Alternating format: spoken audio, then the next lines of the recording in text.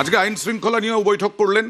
সেই বৈঠকে নবান্নে হাজির ছিলেন স্বরাষ্ট্র সচিব, মুখ্য সচিব, রাজ্যের ডিজি এবং পুলিশ কমিশনার।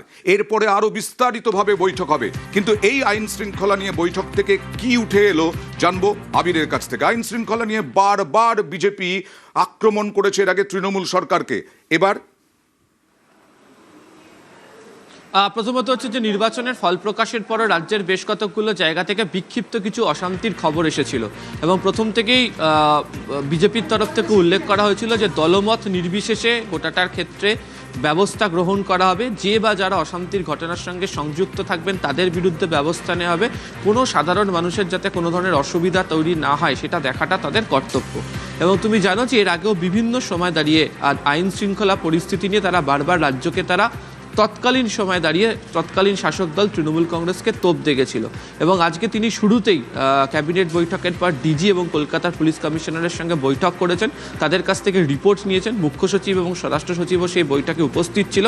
আগামী দিনে বিভিন্ন জেলাভিত্তিক ক্ষেত্রে যে রিপোর্ট তারা উল্লেখ করেছেন তার ভিত্তিতে কি ব্যবস্থা নেওয়া যায় সেটাই বৈঠকের ক্ষেত্রে কিছুক্ষণ পরে যা শুরু হতে চলেছে তিনি জানিয়ে দেবেন।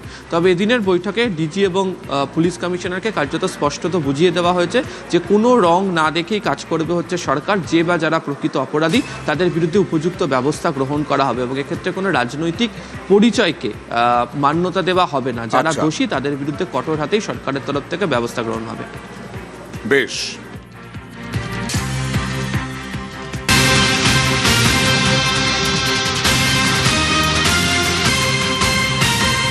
আর কিছুক্ষণের মধ্যে জয়ী বিজেপি প্রার্থীর সঙ্গে বৈঠক করবেন মুখ্যমন্ত্রী শুভেন্দু অধিকারী। তার জন্য এমএলএ হস্টেল থেকে বাসে করে জয়ী বিজেপি প্রার্থীদের নিয়ে যাওয়া হলো নবান্নে। এখনো পর্যন্ত অনেকেই ঢুকে গেছেন। সরাসরি চলে যাব সুস্মিতার কাছে। সুস্মিতা, কি জানা যাচ্ছে, কি বার্তা দেওয়ার কথা এই বিধায়কদের?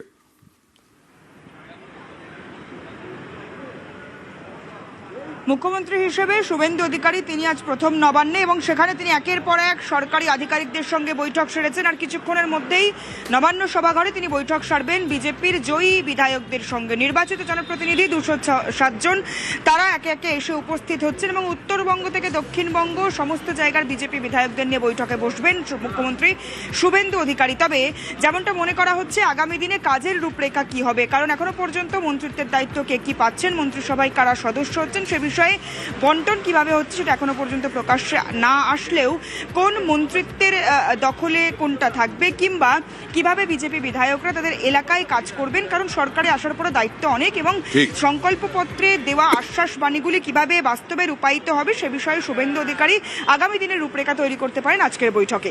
বেশ।